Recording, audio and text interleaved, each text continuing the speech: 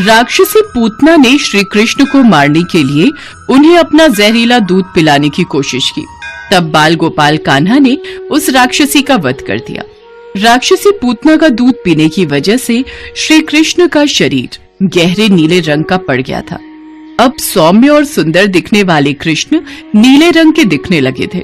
कृष्ण जब बड़े हुए तो वे इस बात को स्वीकार नहीं कर पा रहे थे कि अब उनका गोरापन कहीं लुप्त हो चुका है। उन्हें लगने लगा कि उनका ये रूप न राधा को पसंद आएगा न गोपियों को। इसकी वजह से वो सबसे दूर हो सकते हैं। जिसके बाद माता यशोदा ने कृष्ण को सलाह दी कि वो राधा को भी उसी रंग में रंग डाले जिसमें वो उसे देखना चाहते हैं। इसी बात का हल ढूंढने के लिए भगवान कृष्ण ने अपने सभी दोस्तों को अपने पास बुलाया और सारी बात बताई। अब तुम सब बताओ कि मैं राधा को रंग में कैसे रंगूं ताकि राधा भी मेरे रंग में रंग जाए। बस इतनी सी बात। हम सब मिलकर अभी गुलाब, गेंदा, चंपा, चमेली और बाकी सारे फूलों से रंग तैयार कर लेते हैं। जब सब रंग मिल जाएंगे तो एक नया ही रंग तैयार होगा जिस रंग में राधा को तुम रंग देना। हाँ, ये उचित रहेगा। ठीक है, तो तैयारी करो, हम सब मिलकर बरसाना जाएंगे। कान्हा ने अपने सभी सखाओं के साथ मिलकर फूलों से रंग तैयार किए और बरसाना पहुंचने की तैयारी करने लगे। तभी कुछ गोपियां नदी तट से पानी लेकर जा रही थी। उन्होंने कान्हा और उनके सभी मित्रों की बातें सुन ली। अच्छा, तो ये बात है, ये सब मिलकर राधा को रंग लगाना चाहते हैं। हम अभी जाकर राधा को सारी बात बता देंगे ताकि वो इनके आने से पहले सतर्क हो जाए। हाँ सखी, तुम बिल्कुल ठीक कह रही हो। जल्दी जल्दी चलो, हम राधा को यह सूचना देते हैं। सभी गोपियां मिलकर राधा के पास जाती हैं और कान्हा की योजना के बारे में बताती हैं, जिसे सुनकर राधा मुस्कुराने लगती है और अपनी सखियों के कान में कुछ कहती है। सारी सखियां जोर जोर से हंसने लगती हैं। अगली सुबह कान्हा अपने सभी सखाओं को लेकर बरसाना पहुंचते हैं, पर वहां का नजारा देखकर कान्हा और सभी मित्र हैरान रह जाते हैं। वहां राधा और उनकी सखियां कान्हा और सभी के स्वागत में हाथ में लठ लिए खड़ी थी। कान्हा, ये इन गोपियों ने हाथ में लठ क्यों पकड़े हुए हैं? मुझे इनके इरादे नेक नहीं लग रहे। घबराओ नहीं सुदामा, आओ आओ, तुम सबका बरसाने में स्वागत है। क्या कहा था सखी तुमने? कान्हा मुझे अपने रंग में रंगने वाले हैं। मैं भी देखती हूँ कान्हा मुझ पर कैसे रंग लगाता है। अच्छा, तो ये बात है। मैंने भी मैया से वादा किया था कि राधा को रंग लगाकर ही लौटूंगा। बच्चों, आज कैसे बचोगी? आज तो मैं तुम्हें रंग कर ही रहूंगा। राधा मैया कान्हा जी से बचती बचाती भाग रही थी। सभी गोप भी गोपियों को रंगने भागे। बरसाने की गोपियों ने हाथ में लठ ले लिए और गोपों से बचती हुई उन्हें लठ से डराती हैं। हंसी खुशी के वातावरण में हंसी ठिठोली करती गोपियां लठ बरसाती तो कान्हा और सभी गोप भी अपने आप को बचाते उन्हें रंग लगाते। गोपियां भी बचती बचाती रंगों से खेल रही थी। उसके बाद श्री कृष्ण राधा मैया को फूलों से बना रंग लगा ही देते हैं। राधा मैया भी भगवान कृष्ण के प्रेम में रंग जाती हैं।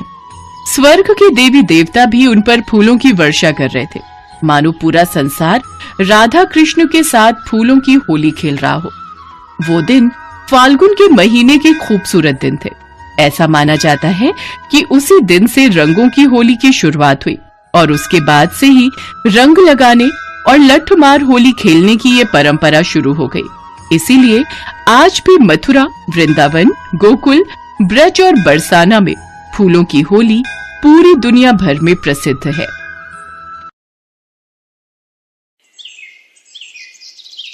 मधुमंगल, तुमने सबको बोल दिया था ना, प्रातः यहाँ यमुना नदी के किनारे मिलने के लिए। अभी तक ये सुबाहु, सुबल, भद्र, सुभद्र, मणिभद्र, श्रीदामा, सुदामा और बाकी सब सखा आए क्यों नहीं? कहाँ रह गए ये सब? कितनी देर से यमुना किनारे इनकी प्रतीक्षा कर रहा हूँ। मैंने तो कल रात ही सुदामा को बोल दिया था कि वो सब सखाओं को बता दे कि तुमने आज प्रातः सबको यहाँ एकत्रित होने को कहा है।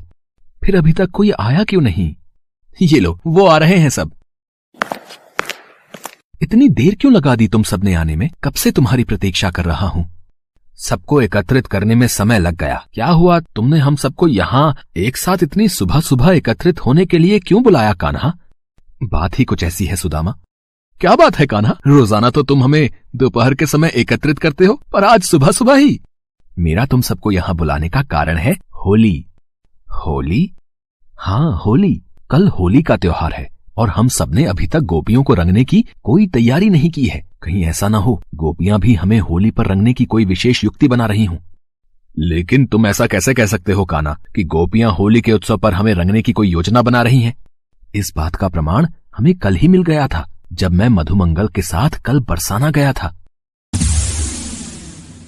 मधुमंगल, मैं सोच रहा हूँ यहाँ बरसाने में आकर राधा से मिले बिना गया तो वो मुझसे नाराज हो जाएंगी। कुछ देर राधा से भेंट करके नंदगांव वापस चलते हैं। फिर तुम्हें राधा से मिलकर इस बात का क्या प्रमाण मिला? जब हम राधा के घर पहुँचे, हम द्वार के भीतर जाने ही वाले थे कि तभी हमें वहाँ गोपियों की हंसी सुनाई दी। राधा, तुम्हारी योजना तो बहुत बढ़िया है, बस अब तुम देखती जाओ। हम सब मिलकर इस बार होली में कान्हा के साथ साथ उसके सभी सखाओं की टोली को कैसे चकमा देते हैं। धीरे बोलो सखियों, दीवारों के भी कान होते हैं। क्या बातें हो रही हैं? जरा हम भी तो सुने। कान्हा, तुम यूं अचानक बरसाना में? यहाँ किसी कार्य के प्रयोजन से आए थे, सोचा तुमसे और सभी गोपियों से मिलता जाऊं। वैसे किस विषय में वार्तालाप हो रहा था? वो तो हम यूं ही सभी सखियां बतिया रहे थे। अच्छा राधा, हम चलते हैं। बस हमें ये तो पता चल गया था कि वो कोई युक्ति बना रही हैं, पर क्या युक्ति है वही नहीं जान पाए। तुम चिंता मत करो कान्हा, संध्या के समय गोपियां माखन बेचने जाएंगी तो इसी मार्ग से ही ना हम उनसे बातों ही बातों में युक्ति जान लेंगे। सुदामा बिल्कुल ठीक कह रहा है कान्हा। शाम को गोपियां रोजाना ऐसे ही हमें चिढ़ाते हुए मार्ग से माखन लेकर गुजर जाती हैं। हमें कुछ तो सोचना ही होगा। मुझे पता है कि मुझे इन गोपियों को कैसे सबक सिखाना है। आने दो इन्हें। शाम के समय गोपियां माखन की मटकी लेकर मथुरा बेचने के लिए जा रही थी। तभी मार्ग में कृष्ण और उनके सखा गोपियों का रास्ता रोक लेते हैं। अच्छा, तो माखन बेचने जा रही हो? माखन बेचने तो तुम जा रही हो, पर इस मार्ग से गुजरने के लिए मार्ग दान क्या मिलेगा? एरी सहेलियों, मैं सारी बात समझ गई हूँ। ये कान्हा और इसके सखा हमारा मार्ग बीच में क्यों रोक रहे हैं? इन सब को माखन चाहिए और जब तक हम इन्हें माखन नहीं देंगे ये हमें आगे नहीं बढ़ने देंगे। कान्हा, ये गोपियां तो बड़ी समझदार हैं। हमारे बिना कहे ही हमारे मन की इच्छा को समझ गई। माखन तो हम खा लेंगे, पर ये माखन का लालच देकर हमें बातों में न उलझाओ। वैसे इस बार होली के उत्सव की क्या तैयारियां हैं? हम इस बार तुम सब गोपियों को खूब रंगेंगे। तुम सबने भी तो कोई योजना बनाई ही होगी।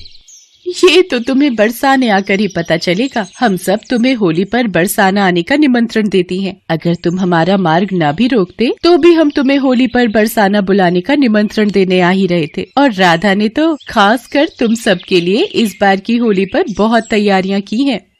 अच्छा, क्या क्या तैयारियां की हैं? जरा हम भी तो सुने। तुमने हम सब गोपियों को बुद्धू समझ कर रखा है। जो तुमने कहा और हम सारी बात तुम्हें बता देंगी। ठीक है, नहीं बताना तो मत बताओ। हम भी तुम सबसे डरने वाले नहीं हैं। हम तुम्हारा निमंत्रण स्वीकार करते हैं और राधा को बोल दो हम होली खेलने बरसाना जरूर आएंगे। कान्हा, मुझे तो शंका हो रही है, दाल में जरूर कुछ काला है, वरना ये गोपियां हमें इतने प्रेम से माखन खाने को नहीं देती। सुदामा, अगर गोपियां शेर है तो हमारा कान्हा भी सवा शेर है, और कान्हा के साथ होते हुए हम सब गोपों को घबराने की क्या जरूरत? हास परिहास के बीच गोपियां माखन खिलाकर कृष्ण और गोपों को बरसाने आकर होली खेलने का आमंत्रण देती हैं। सब सखा घबरा रहे थे, पर उन्हें विश्वास था जब कृष्ण उनके साथ हैं तो उन्हें किसी बात का डर नहीं। अब कृष्ण तो ठहरे लीलाधारी, श्री बांके बिहारी। वो भला राधा और गोपियों से कहाँ डरने वाले थे। वो भी अपने सभी सखाओं को लेकर होली खेलने पहुँच गए बरसाना। पर वहाँ का नजारा देखकर कान्हा और सभी गोप हैरान रह जाते हैं। वहाँ राधा और उनकी सखियाँ कान्हा और सभी के स्वागत में हाथ में लठ लिए खड़ी थी। कान्हा, ये इन गोपियों ने हाथ में लठ क्यों पकड़े हुए हैं? ये हमारे साथ कौन सी होली खेलने वाली है? घबराओ नहीं सुदामा, आज तो होली का त्योहार है, इसलिए राधा और हम सब गोपियाँ आज कान्हा और तुम सबके साथ लठ मार होली खेलने वाली हैं। अच्छा, तो हम भी माखन दूध दही खाकर बड़े हुए हैं, हम भी पिटने वालों में से नहीं। क्यों राधा, हो जाए राधा कृष्ण की होली। उसके पश्चात बरसाने की गोपियों ने कृष्ण के साथ ही गोपों पर जमकर लठ बरसाए। हंसी खुशी के वातावरण में होली पर हंसी ठिठोली करती गोपियां लठ बरसाती तो कान्हा और सभी गोप भी अपने आप को बचाते उन्हें रंग लगाते। गोपियां भी बचती बचाती होली खेल रही थीं। उसके बाद श्री कृष्ण राधा के संग फूलों की होली खेलते हैं।